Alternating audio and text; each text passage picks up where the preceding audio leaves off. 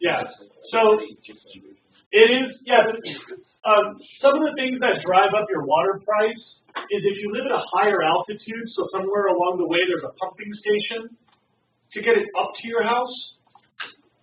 So some people who live like on top of the hills on the mesa, like with a good view, if you're like on the upper parts of the mesa, I'm guessing water has to get pumped back uphill to you somewhere. San Roque, I don't know. Everybody keeps telling me that the water's expensive in San Roque. I don't understand why. They're right next to a reservoir and it's gravity fed. Yeah. I live like almost at sea level. Yeah, so there are quirks. Montecito, I don't know why, but it makes sense. You know, higher real estate prices maybe. Just charging. Yeah, just charging more because they can. I don't know. Now, is the highest in this class around $11 per 1,000 gallons? Is anybody here paying about 11 per 1,000? You're paying 11 per 1,000. Anybody else? You also pay 11 per 1,000. Is anybody over $11 per 1,000 gallons? So, oh, she is. How much per 1,000 gallons? 15 per 1,000 gallons? I think. Well, I don't know. no, you know why that happens? You use so little water that the price of giving you plumbing and giving you a meter is spread out over just a few gallons. So by using so little, you look like a lot because every gallon gets a big share of the meter cost. At the other extreme, he uses a ton of water, so they're spreading out the meter charge over all those gallons. So his looks really cheap, and Caroline's too. Okay. So, yeah. I live in Montecito too, but my bill is high. You're in the $8, $9 range? I'm in like $7. Huh.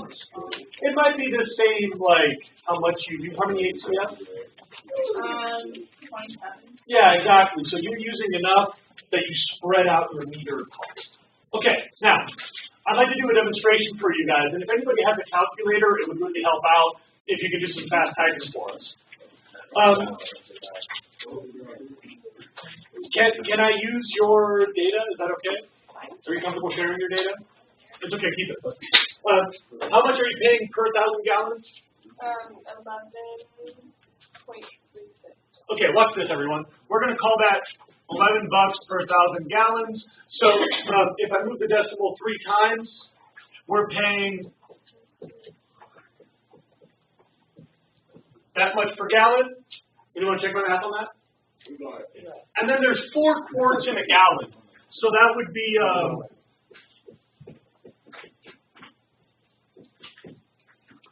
0.00275 per quart, roughly. How many quarts do you need to drink in a day? How many gallons in a day are you supposed to drink? How many cups of water a day? 8 cups? That's a half gallon? Yeah, all right. Let me do this differently. Please relax. I'm so flustered. I know. Okay, so Jose, if I'm being like moderately active and I use water for cooking, like if I'm on a road trip with no water provided in the campground, so I need a little water to brush my teeth and to rinse my hands and wash my pots. I might plan on 1.5 gallons a day. That's drinking water plus a little bit for cooking and maybe some washing. That's keeping it light, but let's call it 1.5 gallons a day. So it would be 0.017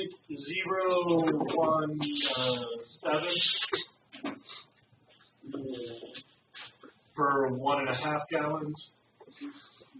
And can anybody multiply that times a year? So 365? 365 times that? What is it? 6.2. $6.20, is that what you got? I got or you got some fraction? This one. 6.205.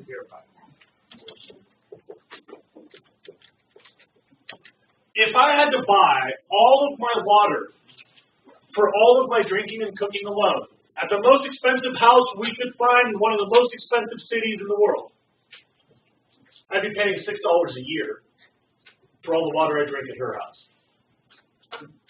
Of course, if I went to some of your houses that are a lot cheaper, I could cut that down $5, $4, $3. But one of these, if I just wanted to go, hey, can I go over to your house, fill a date real quick? Yeah, go ahead and pay you for that. I'd be paying about a third of a penny. So that's what I want to talk about now. This bottle is a quart. This costs a third of a penny to fill at the most expensive house in Santa Barbara. Most expensive water rate in Santa Barbara. If I'm going to fill that up in other places, I'd pay a lot less. At most of your houses, I'd pay half that. But, you know, for some reason, she spent a lot on water, so her house paid. The plastic, if I had to build my own little bottle and get like an empty plastic bottle, this is about $1.50 for the bottle and about $1.75 for the lid. Do you guys know that the lid costs more than the bottle? Yeah. So I'm probably looking at the ballpark of 3 cents in plastic plus a third of a cent in water. Let's round up because of the sticker. And let's assume that they're using really fancy bottles. We could call this a dime and cover any plastic and any amount of water. 10 cents would be a lot for the actual water bottle plus water. The cheapest quart I can find in Santa Barbara is $1.50. And if you get some wacky bottles at this size, you can pay $4. You go to Pierre LaFond and you get some like unusual water style, you might pay like $5 or $6. How much is distribution and all that? Well, here's the funny thing. The only other thing you're paying for is the shipping. Yeah. You might be paying for their advertising and, of course, the profit margins. So the bottling plant has profit margin and their overhead to cover, and the distribution guys that ship it around have a separate set of the guys at the supermarket have their overhead and their profit margin. But in terms of the hard costs of your water bottle, aside from the business of getting it to your house, this could not cost more than 10 cents in real goods. And realistically, if you have the cheap plastic and the cheap water, it's probably under 3 cents. Anybody know what the rest of the cost is then when you buy these for $1.50, $2.50, $3? Almost all gasoline. It's the gasoline to ship it all around. Of course, that gasoline, because water is so heavy, that gasoline produces a lot of emissions. Those emissions cause health problems, smog, emphysema, asthma, cancers. And of course, those emissions from that gasoline will also be causing climate change, which is heating up the planet for all of us.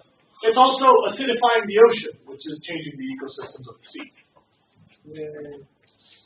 Now, the funny thing is, does anybody know where they get this water? Anybody know where? It depends on This one. Monrovia, California, which is right next to Pasadena. This is Los Angeles tap water. What water is that? This is Smart Water. I mean, it's rebranded by Trader Joe's. So it's a Trader Joe's Smart Water. This is really cheap water. In Los Angeles, in Monrovia in particular, this costs about a quarter of that price. They're one of the cheapest. So I'm paying for tap water that's been filtered. They've added salt and sugar, so it'll like to taste better. They put it in a bottle and they drive it around, and I'm paying mostly for the gasoline, not for the tap water from LA because that stuff's really cheap. Not for the plastic bottle because that's really cheap too. Wait, they put salt and sugar in that? Yeah, electrolytes added. Electrolyte, salt and sugar? By the way, just to be clear, unless you have extremely high output physical activity, for a very long amount of the day, you don't need electrolytes. We Americans have too much salt in our diet. You don't need electrolytes. Pregnant people living in the United States do not need extra electrolytes. Unless they have an extremely unusual raw food diet. Maybe, but I doubt it. I'd like to continue. You will need electrolytes if you have gnarly long-term diarrhea. That's how diarrhea kills you. Dehydration. So if you have like serious gut rot for like days on end, you got to take your electrolytes.